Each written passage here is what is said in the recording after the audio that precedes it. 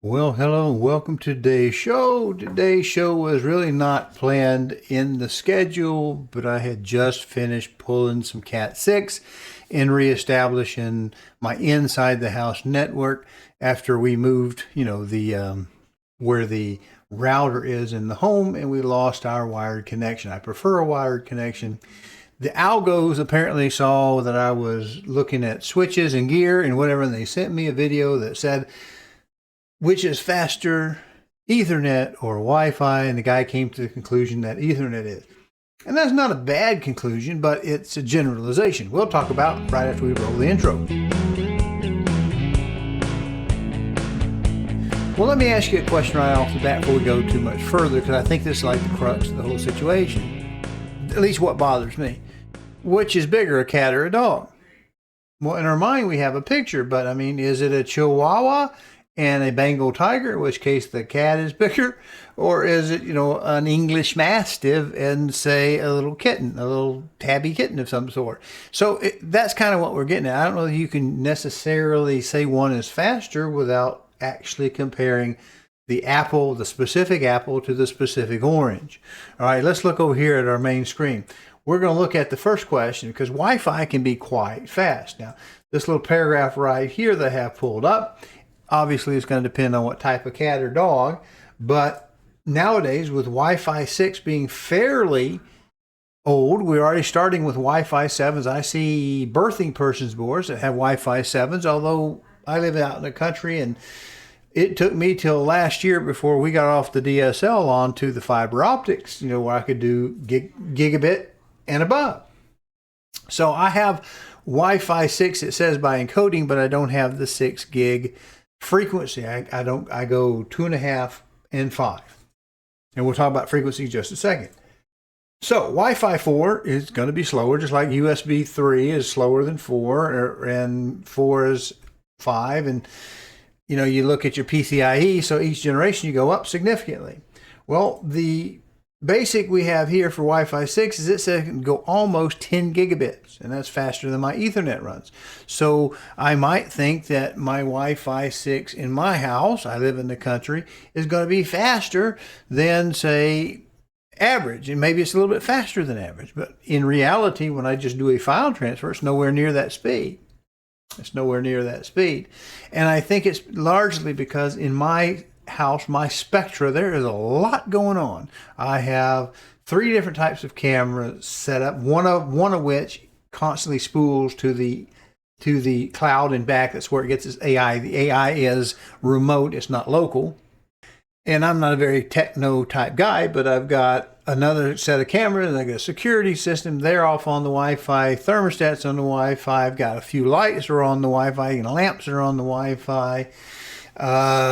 Some priority type of things on the well that give me some little readings and data, and the remote control to the proofer and the modified refrigerator for meats and stuff. And so the next thing you know, you've got a lot of stuff, as well as your TV and your Roku devices or your Amazon Fire. I don't have those, but you get the idea of the streaming TV.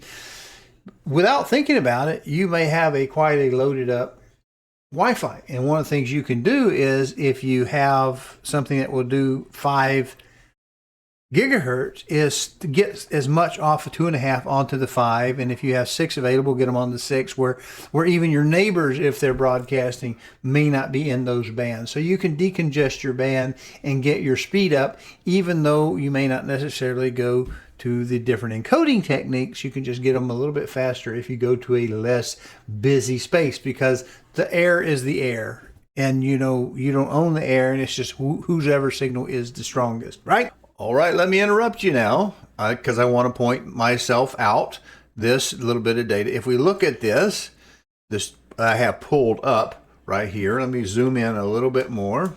I'm asking the question about channels because I want to talk a little bit about channel congestion. I've discussed it. Maybe it's a little bit before, a little bit after this, but the reality is if you can get off of, the general takeaway is, if you can stay off of the 2.4 gigahertz frequency for your Wi-Fi, you're already helping yourself out, regardless of the generation of Wi-Fi that you have, the compression or whatever, the channels themselves, the physical channels that exist in the air, obviously 2.4 is the oldest, and so it's going to have the most devices that work on it. There's some technical difference in how much energy it takes, so you might find 2.4 to be very crowded. And when we look at this right here, it says, let's pull this up, different Wi-Fi generations operate on different frequency bands, 2.4 gigs, 5 gigs, 6 gigs, with each band supporting a specific number of channels. That's how that possibly helps.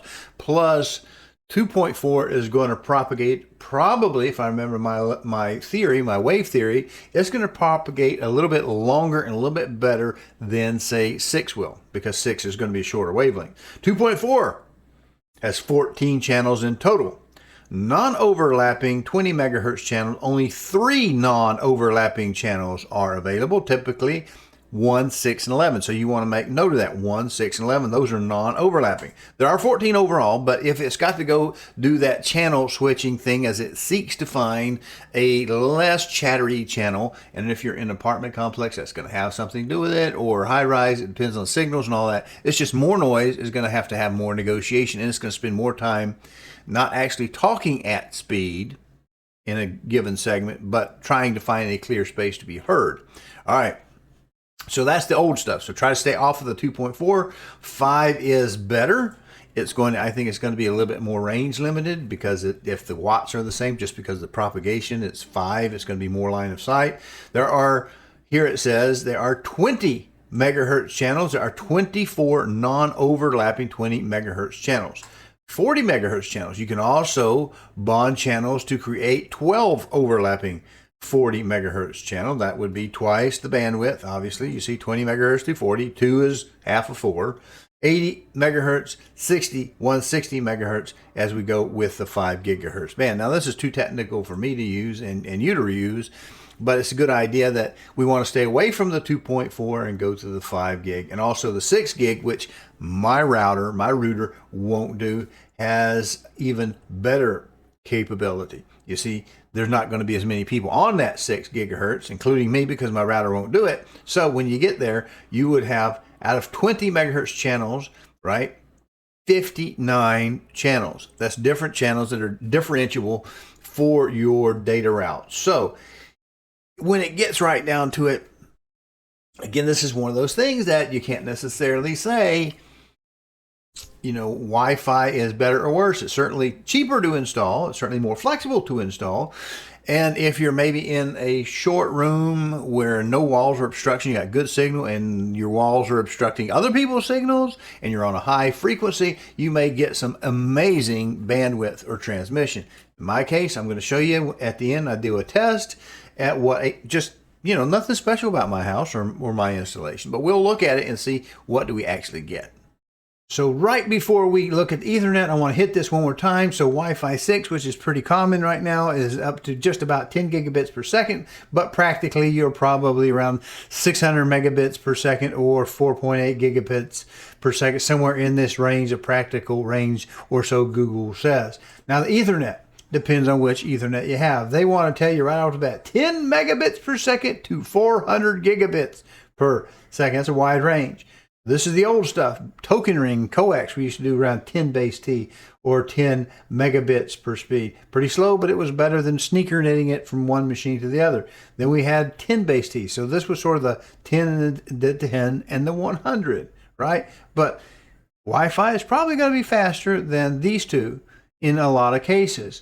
But now we step up to gigabit. Well, that's 10 times the 100, right? And we have, of course, the 10 gigabit, which is obviously 100 times the 100. So, yeah, it's really going to depend on which Ethernet you have. Now, the biggest difference I see is if I go to wire, I have to pretty well much own the place I'm in to run the wire from one machine to the other. It's going to be an expensive proposition if I have to pay somebody to do it. It's not going to be particularly flexible, and it's just what it is. Now, I bought a switch versus a hub. Let's talk about that right now. All right, when we look at what the difference between a switch and a hub is, a hub takes information in and broadcasts it to each of the ports, regardless. A switch takes it and it learns the MAC address. Down here is what it says. The function, the switch learns the MAC address, or the media access control layer. And what it does is it says, I know that this PC has this MAC address and this other PC, and if I'm just going to go from A to B, these are the only ports that I talk to. And it routes it that way, which makes it more secure, typically more efficient, and it's just better all the way around, because you can't sniff a packet sitting out at the road with a radio. You actually would have to get into that wire to catch that, to see that traffic, so it can be a little bit faster. Now we look at this, it talks about a hub. The function is simple and quick. We just broadcast in. This says it is half duplex. It's inefficient. It offers poor security because every computer that can see that on that hub can see the same traffic. It just ignores it when it doesn't, the packets don't match their destination. Yeah, and it's very simple. Now, the switch is more efficient. It has better security because it's only piping it from one port to the other, straight across. They are more expensive. And, they work, I think, a treat nowadays in your own home to use a switch versus a hub. I would buy switch over hub, and I did. I bought both. So I would prefer, especially at the prices we have these days through Amazon or something like that, they're very reasonable. So we've got that. So the next thing is, can a switch handle multiple traffic simultaneously? And yes, a switch, according to the Google, says yes, a switch can handle simultaneous traffic. Unlike a hub, switches are full duplex communication, which allows devices to send and receive data concurrently, which significantly improves the network performance. Hubs, on the other hand, use half duplex communication, meaning only one device can transmit at a time, leading to potential collisions. Really not unlike the frequency collision, the use for Wi-Fi. So yeah, if you're using a hub, it still may be Ethernet, it still may be on the speeds, but if you can only do half duplex, you're only half speed there because you're either transmitting or you're receiving. That's it. So again, that's one of those things like what's bigger, the cat or the dog, depends on what cat, what dog, what we're talking about. Whew, just about out of breath. And we're getting ready to get to the little system. I'll show you what little bit of a network I have. It's very, very super simple. I think if I could do something like this, you can too. But there's one last thing I want to talk to you about. I'm not going to look at the hardware so much, but when we look at this, what's the difference between a managed switch and an unmanaged switch? Well, the first thing you need to know is you're going to pay more for a managed switch than an unmanaged. And most of us, we just like the plug and play. We don't want to have to go in there and tinker with any ports and say this port is limited to this much time or this much connectivity during the day. We're not running an office, and so, or a factory, anything like that. So we just don't need those advanced features. We just want something that we can plug our little wires in, screw it to the wall, and be done. All right, let's go look at the little bit of a video, and I'll show you what I did. It's not too much. Ooh, we got a thing from Amazon. What is in that? Well, look, it's a cable and an Ethernet card, but we already have Ethernet right there. Yes, but it's not 5 gigabit Ethernet or 2.5 gigabit Ethernet. We got a 2.5-inch switch upstairs. Hey, appreciate you watching. Do me a favor, if you will, subscribe to the channel, either the YouTube or the Rumble channel, which this appears in. And if you can, check the notification bell or settings to make sure that you get notified when new videos are posted. Appreciate it. Well, we have a cute little 1-bit card, 1-lane card, 5 gigabit. It should do 5, and then 2.5, and of course 1. I have one already built in, but we don't have the other. And look, there we have our driver download. Maybe it's sketchy. I don't know. What's the back look like? Ooh, PCIe to 5 gig LAN card, made in China. There we go. So we're going to pop that in this little case. We just got to get her sides off. And there it is plugged in. We just need to put the cable in and turn her on. Well, here we have our glass, our fiber optic GigaSpire, our ISP. See, we got our little green light. Right, we got 4 ports on the back. We're using 3 of them. Right here we do have our our glass in the white. We've got our telephone in the black. This is an extra telephone that just goes to that ancient wireless jack. So if I'm in here, I can pick up the phone without having to go too far. That's your backup power supply with all the goodies on it, including this mess right here. Well, look at this. Isn't this cute? Looks like somebody finally got around to buying a label maker. So here we have on the black and the blue, the little stripey here with the little shrink tubing. That one just goes to the piece. You see we do have two green lights. We have the other one to the far left. That's the one we just put that Chinese nick in. Well, hey, old man, let me interrupt you right there to make a point about the wire. Now, I have two samples I pulled out. The gray is 5E, and the black is 6E. And that's a standard. It's just a little bit above, as the manufacturers say. They're supposed to be a little bit better, a little more competent at the signal specs than the 6 or the 5. Now, one of the things I want you to notice, though, right off the bat, let me see if I can get them oriented in a fashion. All right, is the black wire you see has a white core.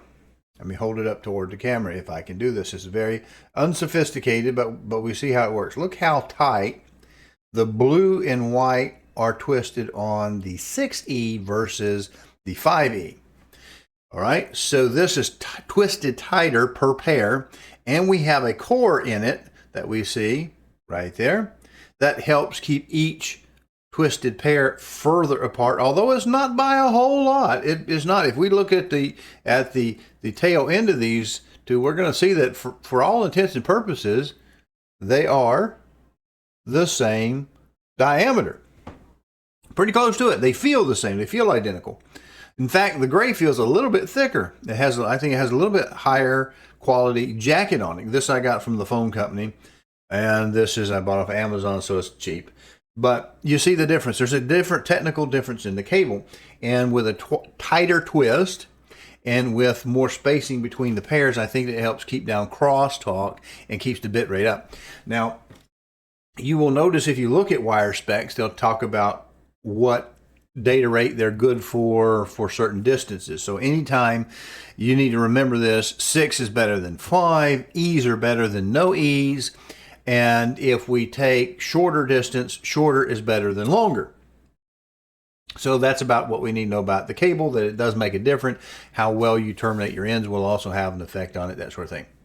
Well, we're about 13 minutes on the raw run time. Do we have time to look at some equipment on the Amazon?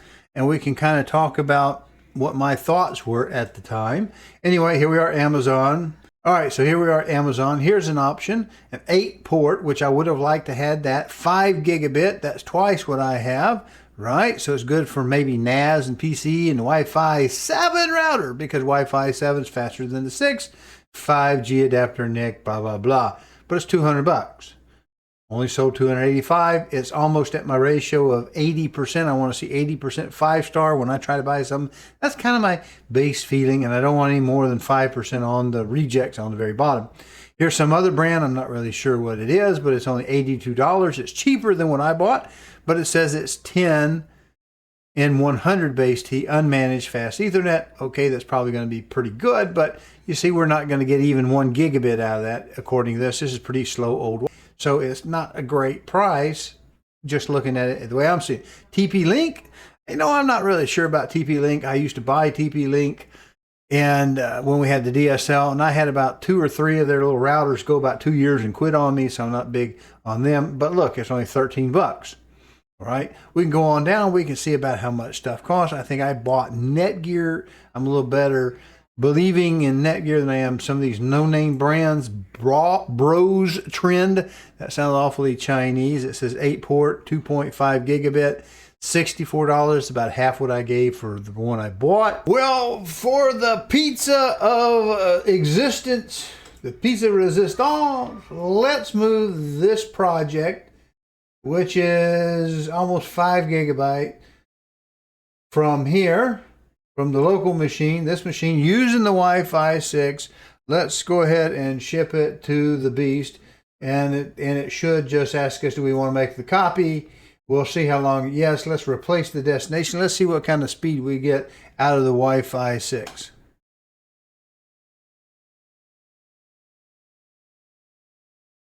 Says we're not running, but about 39 megabytes per second. That's downright slow. That's almost in the speed that we would expect for a USB thumb drive.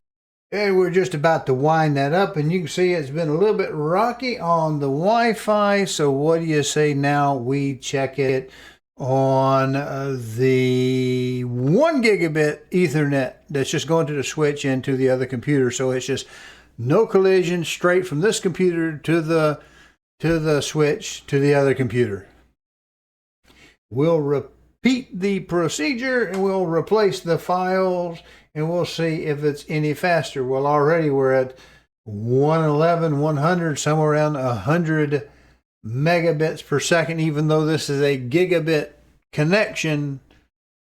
These are a practical file size, 4 gigabits in the transfer.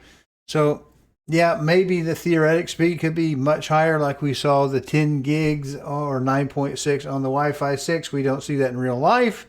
Here, we're also not seeing the full speed here, but it does look a lot faster. When this gets finished, we'll run the 2.5 gig and see what we get out of it. This is still running about 100, 110, 112. We now have it on that no-name Chinese NIC that we have set up there. We're going to see how it works at 2.5. It should be twice about that 112 or whatever. We were getting 100 to 112. Well, that 2.5 gigs is running about 240 megabytes a second. So it does appear that the faster Ethernet is in fact faster. About twice as fast. That's mucho better. I think I like that a lot better than what we had. So, could we have bought a 5 gig?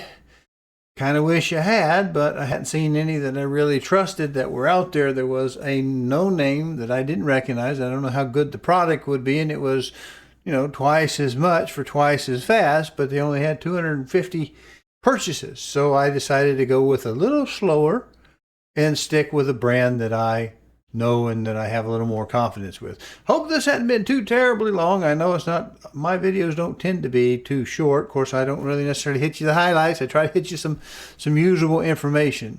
So we appreciate you watching. We'll see you later.